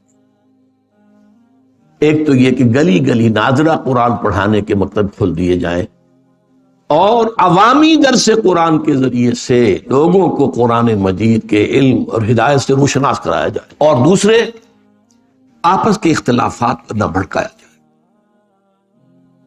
مفتی شفیع صاحب کہتے ہیں کہ حضرت نے جو 2 باتیں کہیں حقیقت میں وہ ایک ہی تھی۔ ہمارے آپس کے اختلافات کی شدت بھی قرآن کو ترک کرنے کی وجہ سے۔ اللہ کی رسی کو چھوڑ دیا تو کیسے جمع رہو گے؟ باتوں سے منہ بحبل اللہ جمیعا۔ اور وہاں جو لفظ استعمال کیا تھا اس کے لیے میں نے عوامی درس قرآن، عوامی ٹرین تو چلی تھی پاکستان بننے کے بعد، عوامی درس قرآن کا لفظ تو کبھی نہیں سنا۔ ہاں، اس کی عملی تفسیر کرنے کی اللہ تعالیٰ نے اپنے اس حقیر بندے کو توفیق دی۔ 500 700 افراد اتوار کی صبح کو جمع ہوتے رہے، قرآن، درس قرآن، کوئی فرقہ واریت نہیں، کوئی سیاست نہیں، دونوں چیزوں میں سے، نہ مذہبی فرقہ واریت نہ سیاست، سروکاری نہیں۔ تو ایک تو ہے ہمارا یہ عوامی سطح، عوامی درس قرآن ہے، جس کا کلائمیکس میں پچھلی مرتبہ بیان کر چکا ہوں، دورہ ترجمہ قرآن رمضان مبارک میں، شہر رمضان الذی انزل فیہ القرآن۔ نمبر 2 اسی کے ساتھ پھر کتابوں کی اشاعت، قرآن کی حکمت، قرآن کا فلسفہ، قرآن مجید کی ہدایت، اس پہ ایک موضوع پر کتابیں، کتابچے، جرائد۔ ایک تو یہ حصہ۔ دوسرا حصہ ہے باضابطہ تعلیم اور تدریس۔ اس تعلیم و تدریس میں ایک مرحلہ تو ہے یہ قرآن مجید کی بنیاد پر قائم ہونے والا کالج اور آڈیٹوریم، قرآن کالج۔ بدقسمتی سے اس معاملے میں کیونکہ ہمیں ریسپانس نہیں ملی، ہمارے پیش نظر جو کام تھا وہ نہیں، ہمارے پاس بھی آنے والے لوگ وہی نکلے جو کامرس پڑھنا چاہتے ہیں، جو کوئی آئی سی اے سی اے، جس کا کوئی تعلق علم سے نہیں، قطعاً نہیں، سرے سے نہیں، ملازمت کرنے کی ضرورت ایک آپ کو ذریعہ بن جائے گا، اللہ نہ سنے، سرمایہ داروں کی چاکری کریں گے اور کیا کریں گے، بہت اونچے اٹھیں گے، ملٹی نیشنلز کی چاکری ہو جائے گی، لوکلز کی نہیں ہوگی، ملٹی نیشنلز کی ہو جائے گی بہت۔ تو افسوس یہ ہے کہ ہم اس میں پیش رفت نہیں کر سکے۔ بہرحال جو بھی محنت ہوئی ہے، کچھ ہمیں بڑے قیمتی موتی بھی ملے ہیں، اس میں کوئی شک نہیں ہے، خیر سے بالکل خالی نہیں رہا ہے، لیکن جو اصل ہدف تھا ہم اس کی طرف اب رجوع اس سال سے کر رہے ہیں، جس کے لیے میں نے 6 اگست کو تقریر کی تھی اور آپ سے آپ کی اولاد کی بھیک مانگی تھی کہ اب ہمارا یہاں فلسفہ یہ ہے، یہاں کی تعلیم 2 بنیادوں پر ہوئی، عربی زبان اور انگریزی زبان، دونوں کے اندر مہارت۔ عربی زبان کے ذریعے سے قرآن قرآن قرآن، اور اس کے تابع صرف حدیث اور فقہ، یا جو اور چیزیں اسلامیات میں شامل کر دی گئی ہیں، اور دوسری طرف انگریزی کے ذریعے سے ایک تو یہ کہ اللہ توفیق دے دے کہ آج کی دنیا چونکہ انگریزی، اور ہمارا ملک کے اندر بھی طبقہ وہ جو ہے جو انگریزی ہی میں بات کرنا پسند کرتا ہے، ان تک بھی قرآن کی دعوت پہنچانے کا صحیح بندوبست ہو جائے، اچھی انگریزی، عمدہ انگریزی، پختہ انگریزی۔ اور یہ کہ سیاسیات اور اقتصادیات کا، یہ جو عمرانیات کے اہم ترین شعبے ہیں، ان کا ایک گہرا فہم حاصل، یہ ہے ہمارا مقصد۔ اس کے لیے ایف اے جو مضامین جس سے کہ امتحان دیا جا سکے، ایف اے کا، ایف اے کو مقصود نہیں ہمارا، لیکن پھر بھی ظاہر بات ہے کہ کسی نہ کسی درجے میں تو قبول کرنا ہو، ایف اے بی اے، پھر ایم اے کریں، ایم اے کر کے ٹیچنگ پروفیشن بہترین پروفیشن ہے، حلال ترین روزی جو ہے ٹیچنگ پروفیشن ہے، اور وقت ملتا ہے، آپ دین کا کام کر سکتے ہیں، خدمت کر سکتے ہیں، چھٹیاں ملتی ہیں۔ ورنہ یہ ہے کہ لاء پڑھ کے، اسلامی شریعت پڑھ کے، ایل ایل ایم کر کے ادھر جائیں، یا کمپٹیشن کے ایگزامینیشن دے کر انتظامیہ مشینری میں شامل ہو جائیں۔ اب ظاہر بات ہے کہ ایک ایسا شخص جو عربی پر کمانڈ رکھتا ہو، وہ اگر کہیں پر ڈی سی ہوگا تو وہاں جمعے کا خطبہ بھی دے گا، اس کی ایک حیثیت ہوگی۔ بہرحال یہ تو ہے جو قرآن کالج کا معاملہ ہے، اس کے داخلے اب شروع ہو چکے ہیں۔ میں پھر آپ کو توجہ دلا رہا ہوں، سوچئے خدا کے لیے، اپنی اولاد کے مستقبل کے لیے سوچئے، کدھر لے جا رہے ہیں آپ؟ کدھر جا رہے ہیں؟ کیا حاصل کر رہے ہیں؟ اور آپ لاکھوں روپے خرچ کر رہے ہیں ان کی فیسوں کے اوپر۔ یہ کوئی آسانی سے ایم بی اے اور یہ چیزیں جو ہے یہ آسانی سے حاصل ہو جاتی ہیں؟ میں حیران ہوتا ہوں کہ آدمی کو امیر آدمی نہیں ہے، امیر خاندان نہیں ہے، کہاں سے یہ لاکھوں روپے خرچ کر رہا ہے؟ لیکن دنیا کی اتنی جو ہے کشش ہے کہ جس طرح سے بھی ہو رہا کر رہے ہیں۔ یہاں ہم تقریباً مفت کے اوپر پڑھانے کو تیار ہیں، لیکن لوگ آنے کو تیار نہیں۔ وہ روح و بدن کا مارکا ہے، ساری توجہ بدن پر ہے، روح پر تو ہے ہی۔ تو پہلا مسئلہ تو یہ تھا جس کے لیے میں نے آج پھر یہ اتنے وقت آپ کا دیا ہے۔ پہلی تقریر میں نے ایک تاریخی اعتبار سے جائزہ لیا تھا، قرآن کیسے ہمارے ذہنوں سے، ہمارے فکر سے، ہماری سوچ سے اوجھل ہوتا چلا گیا، اور اس کے بعد 300 برس قبل سے کس طرح رفتہ رفتہ رفتہ رفتہ جیسے سورج طلوع ہوتا ہے ایسے طلوع ہوا ہے۔ اس میں جو بھی خدمت اللہ نے ہم سے لی ہے، اللہ تعالیٰ اسے قبول فرمائے۔ تو ایک تو یہ ہے کہ قرآن کالج کا داخلہ جو ہے، آپ سوچئے، خدا کے لیے سوچئے، اپنی اولاد کو، اپنے بیٹوں کو صدقہ جاریہ بنا کر چھوڑ کر جائیے۔ وہ اگر یہ کام کریں گے تو آپ کے لیے صدقہ جاریہ ہے، سب سے بڑی صدقہ جاریہ کے لیے تو 3 الفاظ جو آئے ہیں قرآن حدیث نبوی میں، اگر میں حضرت امام مسلم نے روایت کی ہے، امام حضرت ابو ہریرہ رضی اللہ تعالیٰ عنہ سے، اذا مات الانسان انقطع عملہ الا من ثلاث، جب انسان مر جاتا ہے تو اس کے عمل کا سلسلہ ختم ہو جاتا ہے، انقطع منقطع ہو جاتا ہے۔ ہاں 3 چیزوں میں اس کے عمل کا حصہ جاری رہتا، صدقۃ جاریۃ، کوئی صدقہ جاریہ، کوئی ادارہ ایسا قائم کر دیا جو قرآن کے فہم اور تفقہ اور تعویل اور ہدایت اس کو بیان کرے، اور علم ينتفع به، یا کوئی ایسی علمی چیز چھوڑ گیا، ایسی علمی تصنیف چھوڑ گیا جس سے لوگوں نے فائدہ اٹھایا، جس سے لوگوں کے سامنے ہدایت آئی۔ قرآن علم کا خزانہ ہے، منبع ہے، سرچشمہ ہے، لیکن ہر دور میں اس میں سے اس دور کے لیے ضروری علم نکالنا پڑتا ہے، کشید کرنا پڑتا ہے۔ اور تیسری، او ولد صالح یدعو لہ، یا وہ بیٹا صالح نیک جو اس کے لیے دعا کرتا ہے۔ صدقہ جاریہ میں سے بلکہ سب سے اہم صدقہ جاریہ نیک اولاد ہے۔ تو ایک کام تو میں نے توجہ دلائی ہے دوبارہ آج آپ کو 1 مہینے کے بعد، اور دوسرا کام جو ہے وہ 1 ایئر کورس جو ہم نے شروع کیا ہے۔ وہ لوگ جنہوں نے ایم اے کیا، ایم بی بی ایس کیا، جو اور کیا، پڑھا ہے لیکن قرآن نہیں پڑھا، ان سے میں خاص طور پہ کہنا چاہتا ہوں کہ ذرا غور کریں۔ یہ گھڑی محشر کی ہے، ترسے محشر میں ہے، پیش کر غافل عمل کوئی اگر دفتر میں۔ Imagine yourself, you are standing before your lord, Allah کے حضور میں حاضری ہے، اور اللہ پوچھے گا تم نے انگریزی پڑھ لی، تم نے سائنس پڑھ لی، تم نے فلاں فلاں ٹیکنالوجیز حاصل کر لی، تو میری کتاب نہیں پڑھ سکے اور دعویٰ کرتے ہو مجھ پر ایمان کا؟ شرم نہیں آتی؟ ڈوب مرنے کا مقام نہیں ہے؟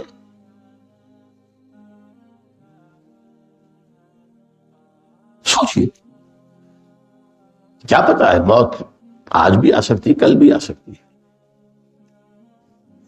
من مات فقط قامت قیامت ہو، جو مر گیا اس کی قیامت تو قائم ہو گئی۔ وہ قیامت جو آئے گی، جب بڑی قیامت آئے گی، جب آئے گی، لیکن وہ تو آ گئی، اس کی تو آ گئی۔ اس کے لیے 1 ایئر کورس خاص اس کا یہ موقع ہے کہ کل سے اس کی تدریس شروع ہو رہی ہے۔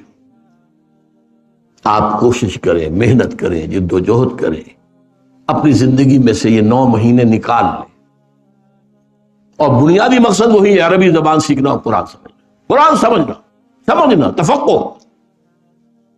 اس مقصد کے لیے 9 مہینے زندگی کے نکالیں۔ اور وہ جو میں نے کہا تھا کہ میں بسم اللہ کی بات آپ سے کروں گا بعد میں، تقریب بسم اللہ، تو آپ کی دلجوئی کے لیے، حوصلہ افزائی کے لیے میں کہہ رہا ہوں کہ حضور کی بسم اللہ 40 برس کی عمر میں ہوئی تھی۔ آپ کی عمر شریف 40 برس تھی جبکہ پہلی وحی آئی، جب آپ نے کہا ما انا بقاری، اور جب پڑھایا فرشتے نے اقرا بسم ربک الذی خلق، خلق الانسان من علق، اقرا وربک الاکرم الذی علم بالقلم، علم الانسان ما لم یعلم۔ تو کوئی حرج نہیں ہے، آپ 40 کے ہو گئے، 45 کے، 50 کے، it's never late, too late. اس کے لیے وقت نکالیے، پڑھیے، سمجھیے، سوچیے، غور کیجیے۔ اللہ تعالیٰ آپ کو اس کے لیے قبول فرمائے۔ اقول قولی ھذا واستغفر اللہ لی ولکم ولسائر المسلمین والمسلمات۔